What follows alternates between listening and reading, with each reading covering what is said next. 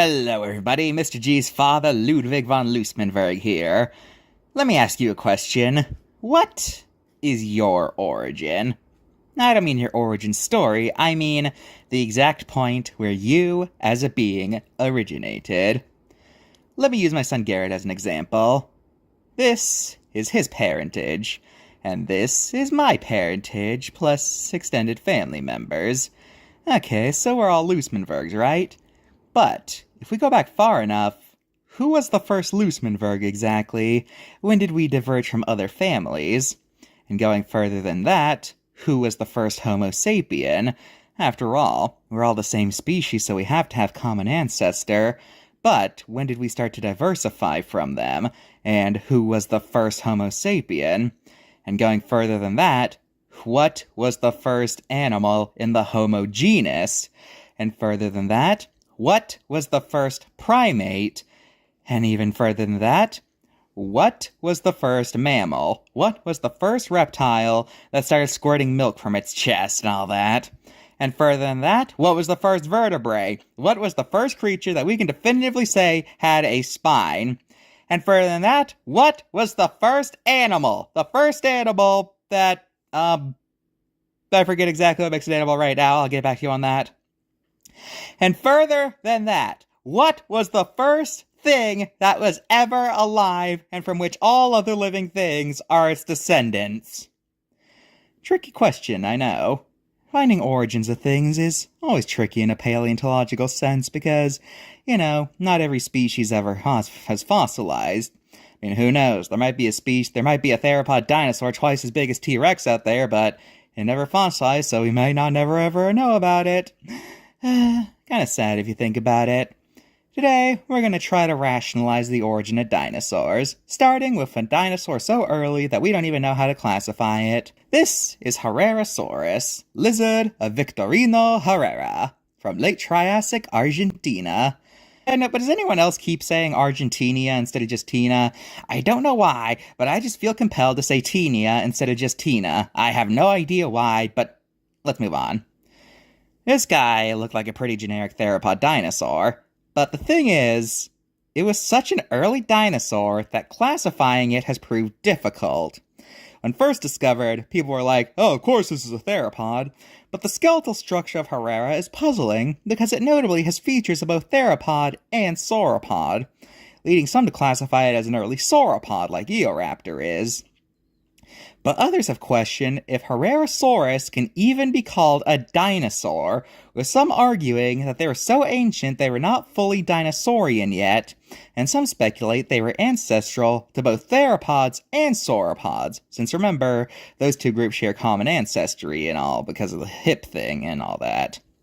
Now, let's look at another early dinosaur, Eoraptor. Looks like a theropod, but nowadays it's pretty much universally classified as an early sauropod before they grew their long necks and huge sizes.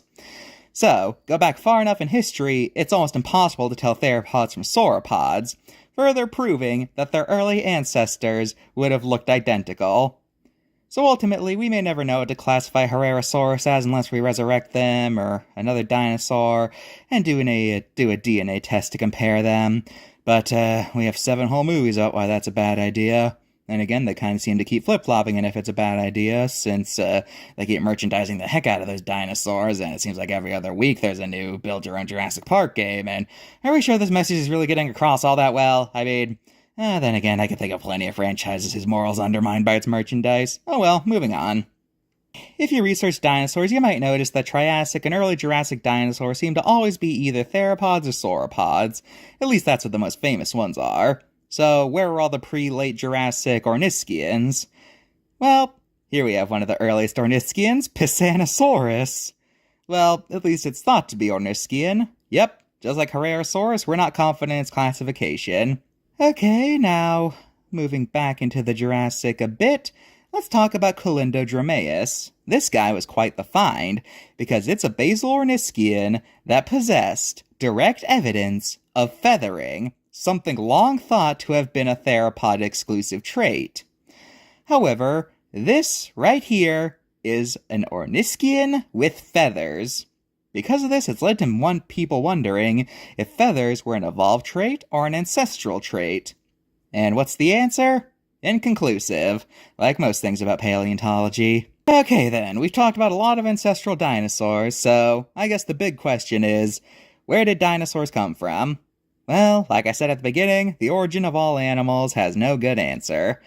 I should probably address an animal you may have heard been referred to as the ancestor of dinosaurs, though. Euparkeria. You hate to tell you, but Walking with Monsters lied to you. In the show, Euparkeria was described as the ancestor to dinosaurs and therefore, by extension, birds. But nowadays, it's thought they weren't the direct ancestor of dinosaurs. In fact, they were equally related to all archosaurs. But hey, they're still notable for being probably the most well-documented proto-archosaur. But being the direct ancestor of anything is contentious. Oh, also, they probably weren't bipedal, because it's now thought they were too top-heavy to do that.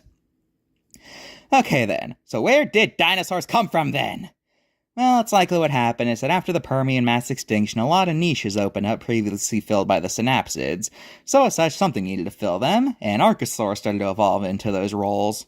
It should be noted, though, that during the Triassic, dinosaur diversity wasn't all that prevalent due to how there were still plenty of proto-mammals running the show. It wasn't until the Triassic mass extinction killed off their competitors that dinosaurs truly became the dominant group for the rest of the Mesozoic. But then mammals got the last laugh when we took our spot back after the meteor. Who's laughing now? And if you want my opinion about who I think is going to be next, I think it's going to be amphibians again. After we're gone, the amphibians are going to rise. Trust me on this. Oh wait, no, you'll be dead. Unless you're watching this far in the future and you're a highly evolved amphibious creature. Hi! What's it like?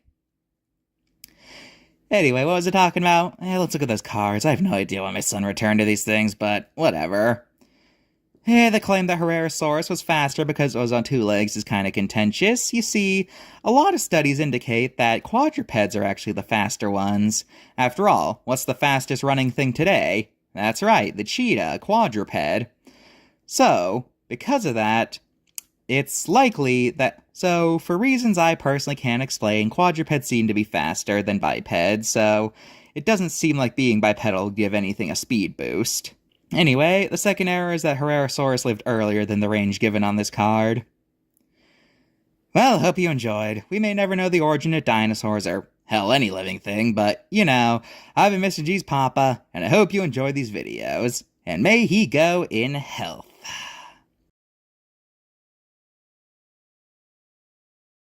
So, you ready to talk yet?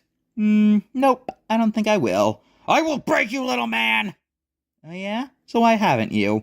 Listen here, you little runt, the only reason I let you live is because she won't let me kill you, because you're the only one who can tell us where they are. So from what I'm hearing is you need me alive, and if I don't speak, you can't really do much to me. Is that right? You know, he has a point. Shut it, marsh donkey! Okay, seriously, dude, why do you always laugh when you hear my name? I would say why, but I'm a polite gentleman who doesn't resort to crude humor. Oh, you think you're so clever. Well, guess what? We will make you talk whether you want to or not. Okay then, I'll talk. You must retrieve the jade monkey by midnight. Oh, of course, I gotta... Wait. Are you messing with me? Boy, Vincent was right. Ogres are dummies. Hey! I'm only half ogre, then 1/4 troll, 1/4 cyclops on my mother's side. I thought I told you this already. If you're only 1/4 cyclops, then shouldn't you only have 1/4 of an eye then? I will rip you to shreds! Hey, we need him alive. Just a second, I think she has an update. So, why do you always laugh at my name? Not saying. Oh, come on, you can't just keep a joke to yourself. Well, I would say it, but you're just an unintelligent donkey. Oh, come on, what's so funny that time? Nothing, just horsing around. Shut up, genuinely, shut up. Oh, what's the matter? You ashamed of being a little pony? Hey, you want to say that to my hooves? Because I will kick your butt 6 ways from Sunday. Hey, I got an idea. How about you untie me and you can prove it? Yeah? Oh yeah? You're on. And I'm just gonna, oh, nice try. Dang, that usually works. Good news, Marshy. They found evidence she's still in town. Oh, lovely. I guess that means you can let me go. Yeah, I guess so. And oh, nice try. Either you say where they are, or you stay here forever.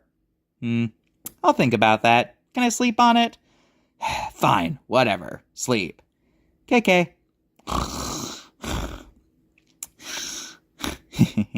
Suckers. Little do they know that I'm friends of a certain entity who can be contacted mentally. Oh, Vincent! Vincent? Vincent?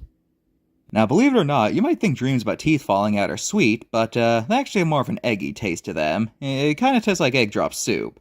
Surprisingly, it's actually the dreams about forgetting to wear pants to school that are sweet. They taste like cotton candy. Really? And what about those dreams where you're falling? Oh, those taste like blue raspberry with a hint of lemon.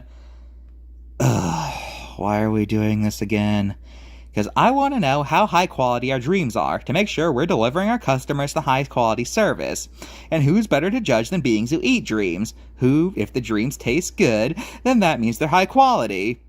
Ugh, this is so boring.